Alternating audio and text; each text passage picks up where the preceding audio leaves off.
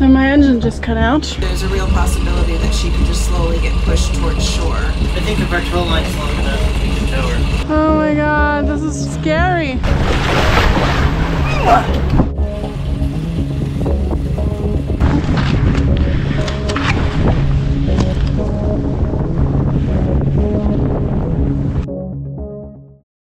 We started the tow at a very reduced speed and very slowly over time built that speed up until we got to about 4 knots. Throughout that whole time, Hazel stayed on the bow and just observed the towing line and the bow cleat and just made sure nothing was going to go wrong.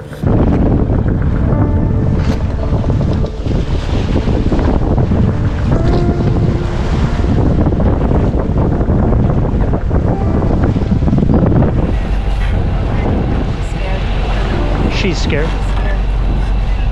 She's scared. You're doing great. What? You think it's too windy? No, I think we're doing great. As long as she's not too uncomfortable, I think we're doing fine. As long as you're not too uncomfortable.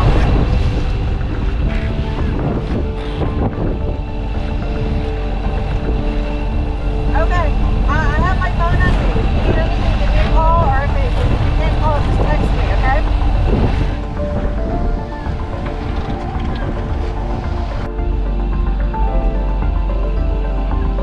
Tell her to steer for our stern. So once we get to the marina, she'll use her engine to dock. Okay.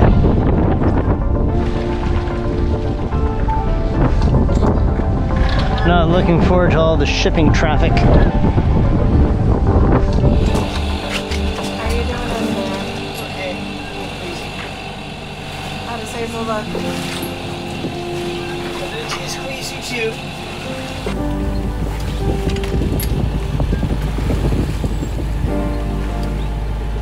Drake just raised RPMs. No, the engine's working pretty hard. We're back up to 4 knots. We are very rolly.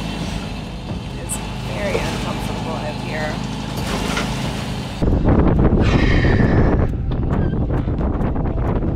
The seas are pretty rolly. We are now on a beam reach with 5 miles to go to the marina. We're not sure what we're going to do once we get close to it though, because it's like pretty tight quarters getting into the berths of the marina, and with the tow cable, I don't know if we can pull that off. I'm thinking probably her engine will be cooled down by the time we get there. Maybe we can detach the tow as soon as we get to the marina, and then she can get in on her own power. That's what I'm hoping. But we are assessing any other alternative that we can think of. I want to put the staysail out on the starboard side, so you're going to have to move.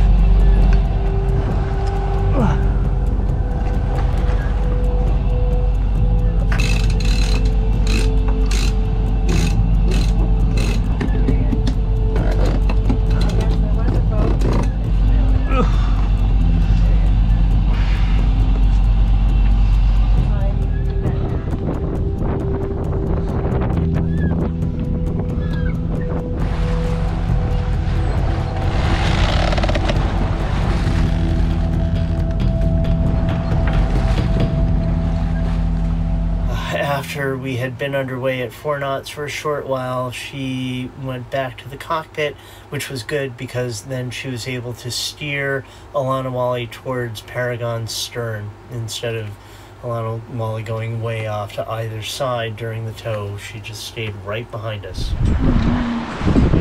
It's going well. I'm just so on edge about everything. It's the first time I've been towed, and whew. Thank you, dear Paragon.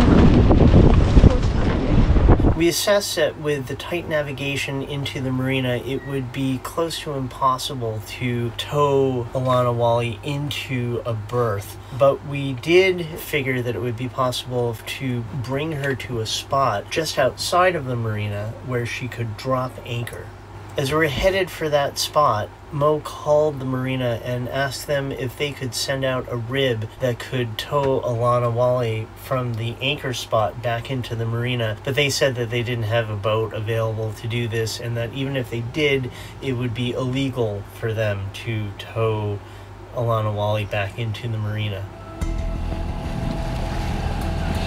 We are just outside of the big breakwater here in Gijón, and it is so incredibly rolly. It is not fun. Yeah, the container ship right behind us is rolling. Like, the swell here is really huge. Looks like some fog, or I don't know, maybe that's rain, is also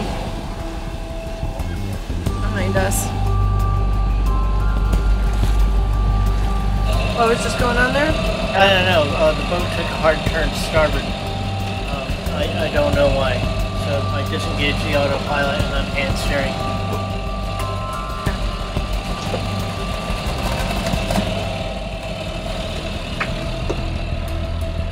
Everything look okay back there? I think so, yeah.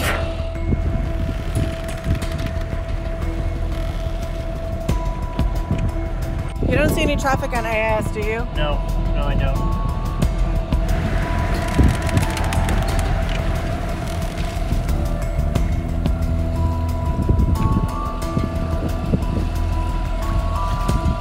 The marina is over there. How you doing up there? Fine. How you feeling about the tow? Great. I feel like I'm paying it forward for that time Kevin towed me. I don't know. Paragon's towed a lot of boats. I think we might, you know those little things on the side with little tick marks? I think we're going to have to put a little tow. Yeah, well. Little towboat. Well, we've entered the harbor here, and we're heading towards more of the inner harbor. And I guess, what are we going to do? We are so lucky that it is relatively calm. We're going to motor to the precise location where Hazel will be able to drop anchor, dead slow, as slow as we can possibly go. Then she's going to have to detach the tow line and drop anchor. She'll be on her own as soon as she detaches from the tow line. And maybe the tow line's just going to be too tight on the cleat to undo So she'll cut easily by hand, so she's going to have a knife and just cut it off. I told her we'd call her as soon as we get closer. Okay. You got another 5,000 feet to go. You're dropping it 4 meters, 12 feet. All around that area, we will run aground, so... We'll drop her in slightly more. She doesn't have to be in 4 meters. I'm assessing. Yeah, maybe you're right. Maybe. We'll see. I'll let you know. What a day.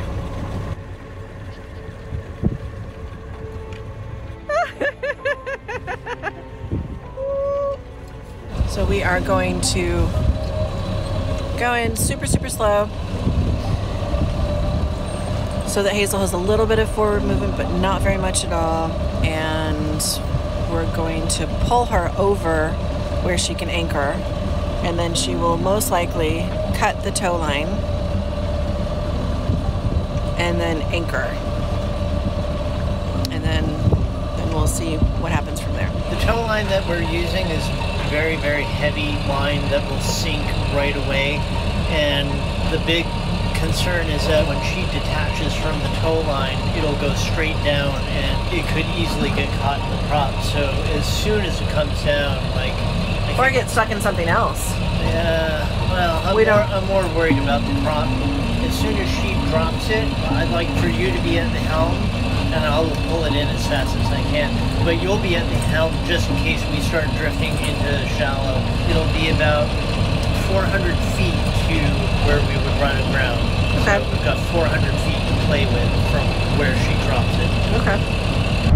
So I'm steering, trying to keep the bow on Paragon's stern. That seems to be going pretty well. I'm actually amazed at how well the towing thing is going. I was really, really nervous about it, but it's going okay. My plan is to anchor outside of the marina because, well, they can't tow me into the marina like this. That's too crazy. But yeah, I'm gonna throw off the towing line. There's not a lot of wind, so I guess they're gonna have to tow me into the anchorage. I'm gonna throw off the line, drop the anchor like instantly after each other, basically, as fast as I can. And yeah, no stress at all. It's gonna be so easy. Gosh. So this is always the most stressful part, the anchoring. We're gonna come in here and drop it right there, 12 feet, but we've got 4 feet, 2 feet, 6 feet, 6 feet. We'll run aground and all of that. Distance from the drop point to these shallower depths is about 400 feet. 400 feet to play with. Okay, we're dropping in 800 feet. Drake said we're dropping at 800 feet. Get ready to drop in 2 minutes. Okay. Alright. I'm going neutral. Okay. What do you think of this speed? Will you be able to detach at this speed? Yeah, I think so. Okay. Yeah. I'm going to keep her in neutral. We're just going to drift forward. We've got another 295 feet to go. 289, 287, so we're getting there. Okay. Can you tell me, is it going to be meters deep about? It's going to be, well, I'll tell you precisely when we drop it, but I'm seeing 16 feet under the keel right now. Okay. So that's like 5 meters, 5.5 meters. Do you have a depth sounder? Yeah, in the cockpit, I think. Oh, yeah, okay. You're going to be dropping it in about 5 meters. Is that okay? Yeah, that's fine. Stand by. Hey, Mo, how's that tow line look? Is it getting near the prop? Hey, Hazel, how do you feel about dropping right here? Yeah. And do you think I'll be in anybody's way? Like, I think I can go around you. We can go forward a little bit more, but not much more before it becomes a problem for my depth. okay, yeah. No, this is fine. Okay, then I'd say drop it. Drop it now. It's dropped. It's dropped. Okay, you're on your own. Right. Mo, keep it in neutral. Okay, keep it in neutral.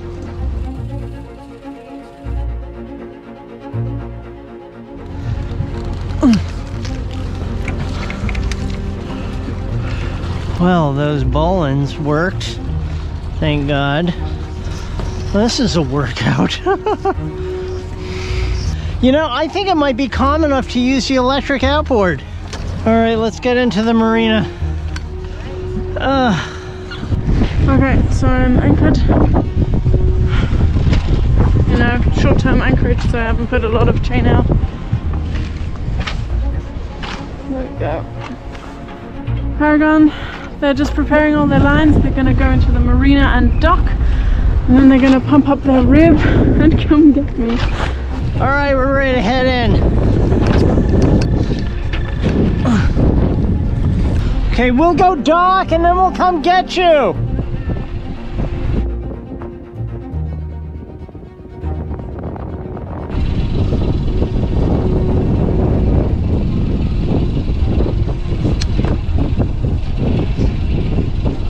So I see the post, that's the T-dock. Yeah. And then I see the next post, that's us, and yeah. I'm gonna leave that next post to port. Right. How are we looking, Mo? Good, good. The wind should just blow us down onto the finger. Little to starboard, little to starboard. Then I launched our rowing dinghy with our electric outboard, thinking that maybe I could use it to tow Alana Wally back into the marina.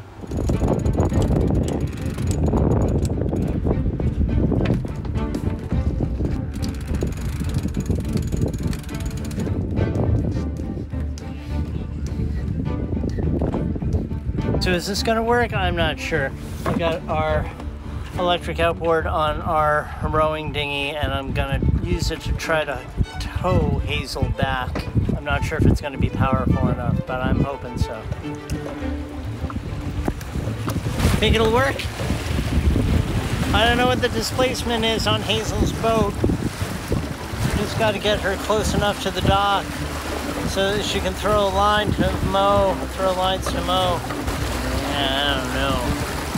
It might be too much.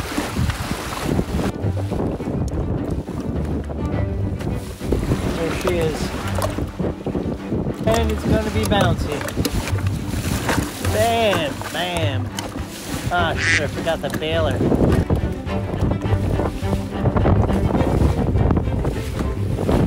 The idea was that I would tie the rowing dinghy right alongside Alana Wally using one of her bow lines to connect to the bow of the rowing dinghy and one of her stern lines to connect to the stern of the rowing dinghy, and then tighten them as much as possible, and then just put the electric outboard in full throttle forward. And then Hazel would steer the boat into the marina. I had no idea if the electric outboard would be strong enough to do this, but we decided to give it a shot. Very unsure if this is going to work, but we're going to give it a try. If your engine is cooled down completely and you can start it up, then I think you've got a good like 20 minutes before you got to worry about it overheating again. All right, I'm gonna go aft a little bit. More, a little more, a little more, a little more, a little more, and lock it right there. That's so funny. You're steering.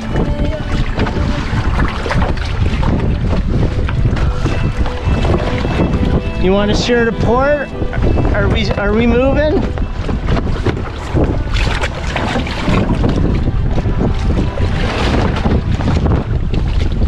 Unfortunately, by the time I got to Alana Wally, the winds had picked up and the seas had picked up and the anchorage was becoming untenable. It wasn't really an anchorage, it was just a little tiny patch of the right depth to drop anchor in, but it was way too exposed. Alana Wally was just being thrown around an anchor, and I came in with the little rowing dinghy with the electric outboard and we tried to tie it up, but it was almost impossible to do so. We did do it, and then the test failed. Maybe we could have done it if there wasn't any wind, but it was too windy and I couldn't push Alana Wally at all with the electric outboard.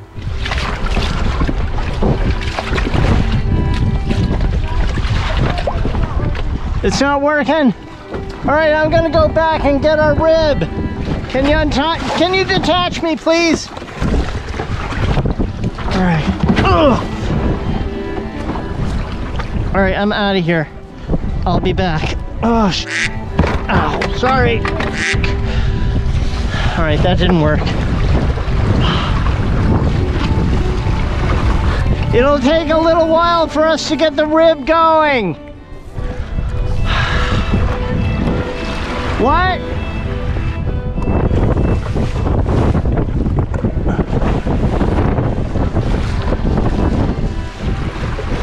What?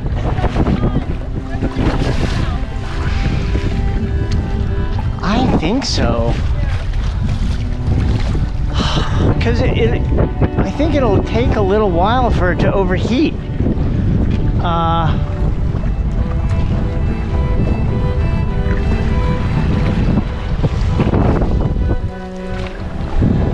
Is it gonna get any, I wonder if it's gonna get any calmer. Okay, then yeah, you wanna try that? Maybe I'll just stick around and watch, and not that I can do anything, but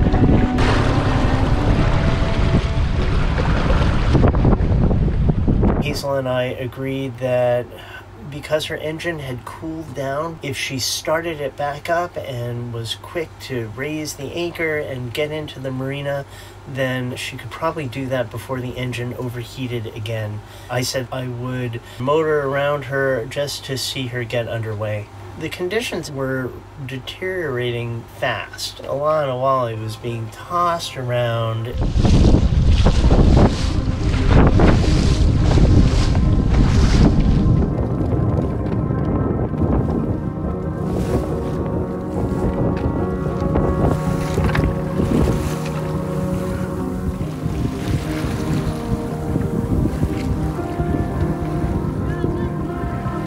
takes time, no hurry.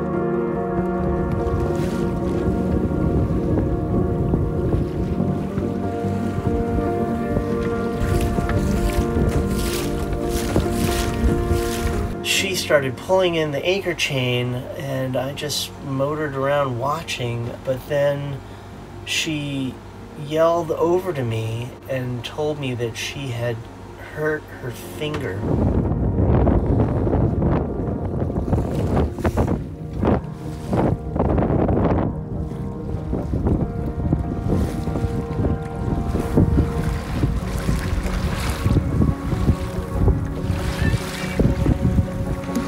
Are you okay? What happened? Oh. I motored close and saw that she was bleeding, and I just jumped onto Alana Wally's deck and tied the dinghy to the stern and went up to the bow, and she had caught her finger in between the anchor chain and the bow cleat that she ties the chain to, so her hand was out of commission. The engine was running, and we very quickly came up with a plan that I would continue raising the anchor and then we would motor into the marina. So I started hauling in the chain. It was very difficult to do because of the conditions. I would pull the chain in and then just have it yanked back out, right out of my hands, and like I couldn't hold on to it. Then the engine overheated again. Is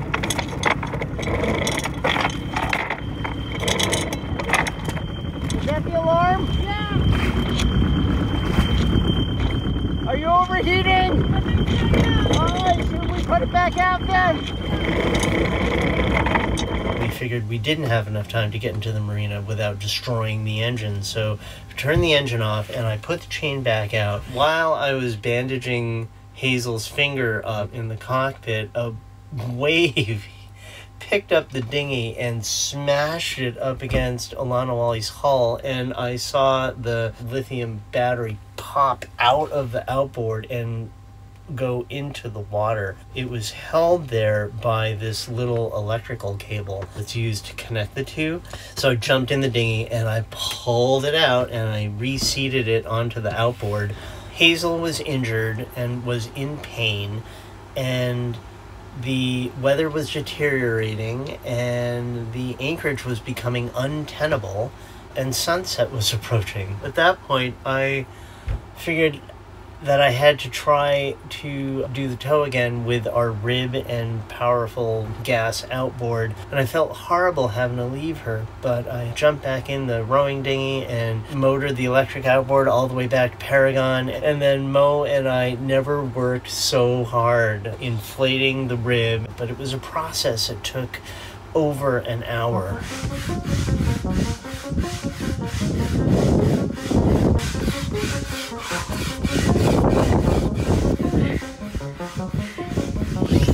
Why don't you give me a go? Yeah. I'll find the key for the outboard. Okay. Well, that was super fun. I just tried picking up the chain and I tore off the skin on my finger. My glove got caught in between the chain, and yeah, that's not fun at all. So Drake, he tried with the electric outboard, but that didn't have enough power, so he's going back now to get the rib ready with the outboard engine that they have. I tried coming in under my own power. I thought, like, if the engine had cooled down, maybe I'll have enough time, but that didn't work at all. So yeah, I'm having a blast. The whole time I was really worried about so many things, because while I knew that the rib in the outboard was powerful enough to tow a boat like Alana Wally, I wasn't sure if it would work because we hadn't run the outboard or launched the rib in over 5 years. The last time we used the rib was in Svalbard in 2018. I wasn't sure if the rib would hold air anymore. The gas tank for the outboard was only about 1/3 full, and I wasn't sure if the 5-year-old gasoline in there was still still good. I actually wasn't even sure if the outboard would start because I hadn't started it up in over 5 years. But I also didn't know if we had any other option. Again, the anchorage was becoming untenable.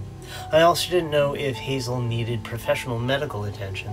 Mo and I never worked so hard getting the rib inflated and off Paragon's deck and into the water and getting the outboard onto it. I took the sun cover off of the outboard, and then I was getting ready to use our lifting crane to lift the outboard up and put it on the rib, but I found that my custom lifting harness that I made of webbing had deteriorated to the point where I could actually rip the webbing apart by hand. Even though it was covered, the webbing had deteriorated that much. So I jury-rigged a new lifting harness just out of line. I tied line all around the outboard. Then I found that the bolts that secured the outboard to the mounting post had fused. The bolts were impossible to turn. I had to use a big wrench to turn them and just kept on spraying WD-40 on them and back and forth and spray and back and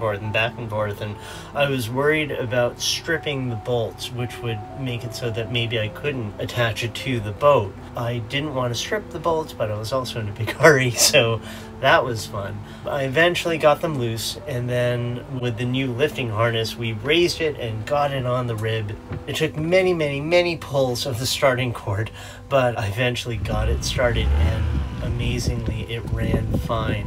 I did a few very short test runs around the marina, and then Mo jumped in and we sped off to Alanawali. Dinghy is inflated, and we're gonna head out to Hazel's boat now and go tow her in.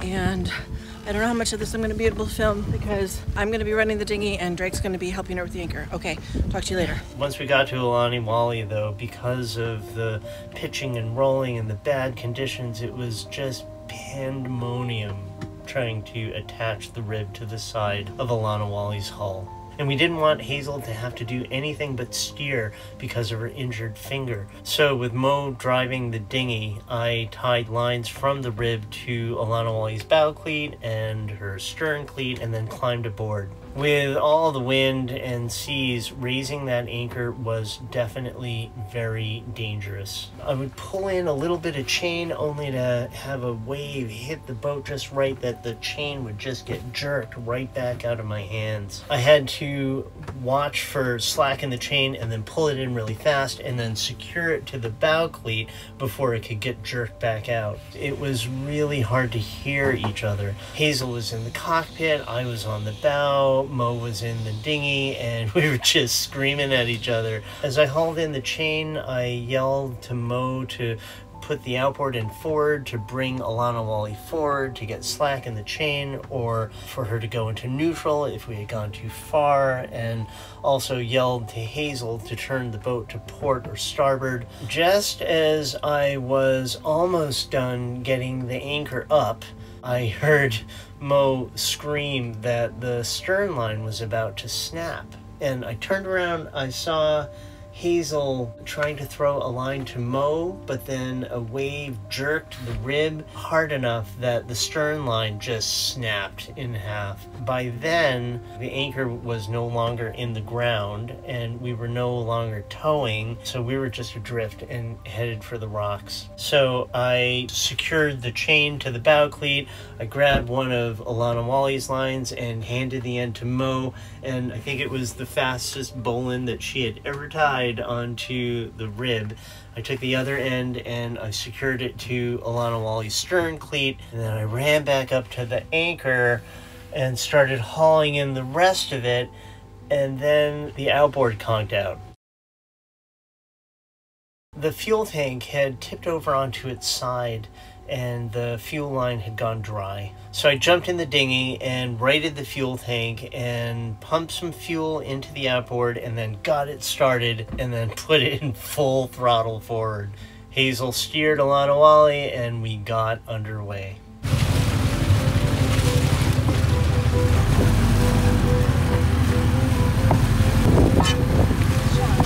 Sorry, your anchor's hitting your bow. I'm sorry. It's not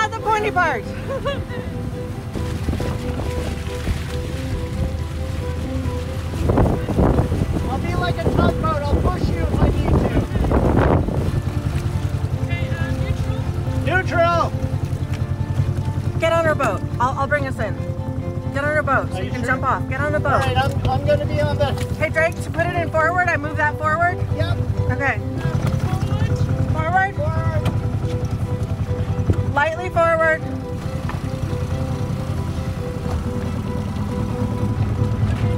Neutral.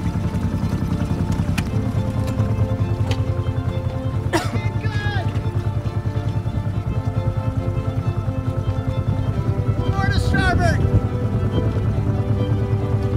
Starboard, starboard.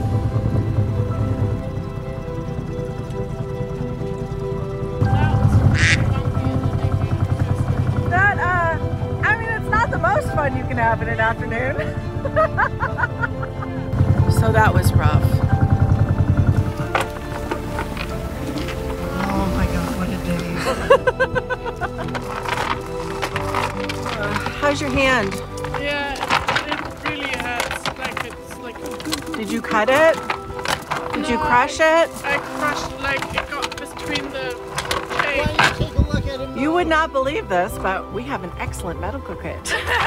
Yeah, I think I had something like that. Like it's like this big. And it's got Mo and Hazel immediately went to Paragon and got out our big first aid kit and cleaned and bandaged Hazel's finger while I stayed with Alana Wally and finished tying her up to the dock and stowing all the stuff that was on deck. Hazel said that her finger was becoming numb, so we just jumped in a cab and went straight to the emergency room.